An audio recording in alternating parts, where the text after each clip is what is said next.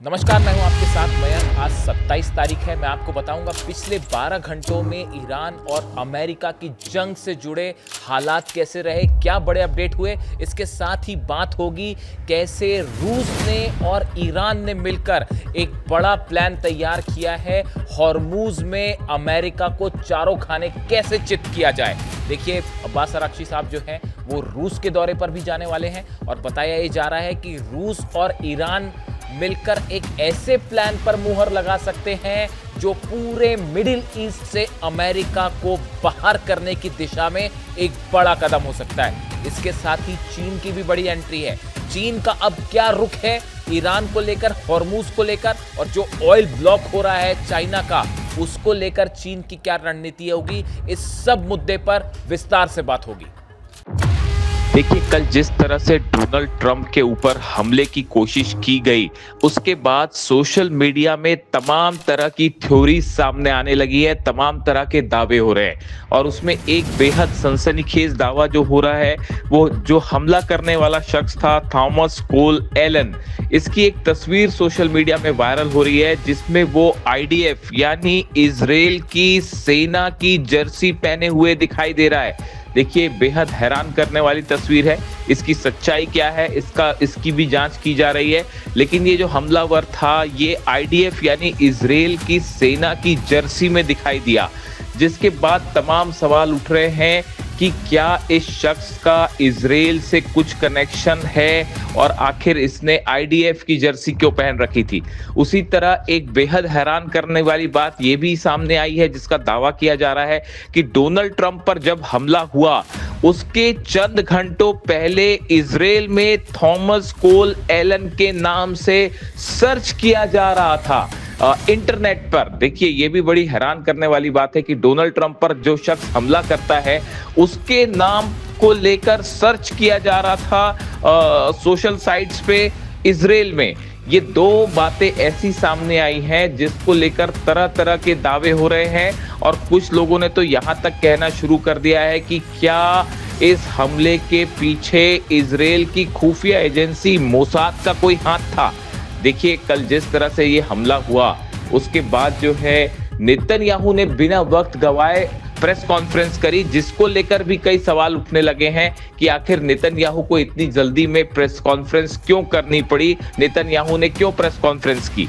देखिए, ये वो तमाम सवाल हैं जिसको लेकर सोशल मीडिया में दावे हो रहे हैं कि अभी देखिए इनकी कोई पुष्टि नहीं है, ये अभी सब जांच का विषय है, किसी तरह की कोई बात पुख्ता रूप से सामने नहीं आई है।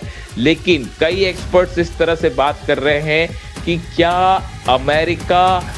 क्या इजराइल ये चाहता है कि अमेरिका ईरान पर हमला करे, और इजराइल के प्लान के मुताबिक अमेरिका या डोनाल्ड ट्रंप ईरान पर हमला नहीं कर रहे हैं। देखिए, सीज फायर हो गया, उस वक्त भी नेतन्याहू बिल्कुल खुश नहीं थे, ये बात सामने आ गई है, सब जानते हैं इस बात को लेकर कि इजराइल ये चाहता है कि अमेरिका एक बार फिर हमला करे ईरान पर, लेकिन शायद अमेरिका और ट्रंप इसके लिए तैयार नहीं है।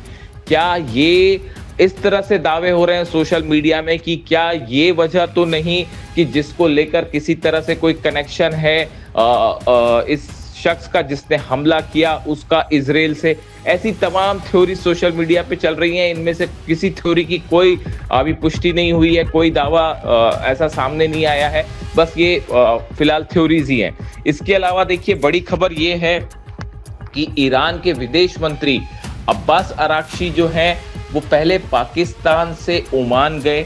ओमान में जाके उन्होंने ओमान के अधिकारियों से मुलाकात की, ओमान के सुल्तान से मुलाकात की। उसके बाद वो एक बार फिर पाकिस्तान पहुंचे, और इस बीच में इन चंद घंटों के अंदर अब्बास अराक्ची की बात हुई है सऊदी के विदेश मंत्री फैसल बिन फरहान अल सौद से, उनकी बात हुई है तुर्की के विदेश मंत्री से, उनकी बात हुई है कतर के विदेश मंत्री से।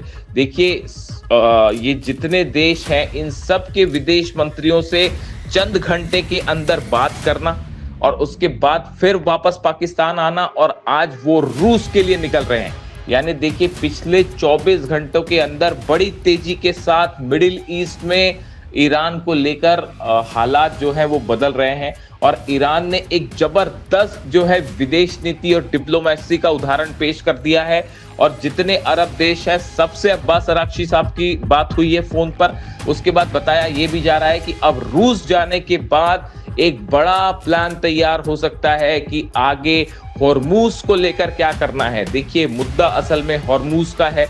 हॉर्मूज कैसे खोला जाए, वहां से जहाज कैसे निकाले जाएं, वहां से अमेरिका के जहाजों को कैसे पीछे किया जाए, ये मुद्दा है जिसको लेकर ईरान और रूस के बीच में आज बड़ी चर्चा होगी। उसके बाद ये भी कहा जा रहा है कि ईरान और रूस की चर्चा के बाद पुतिन जिनपिंग से बात करेंगे, यानी रूस और चीन की भी बात होगी, जिसके बाद एक पुख्ता रणनीति बनकर तैयार हो सकती है कि अब आगे हॉर्मूज का क्या करना है।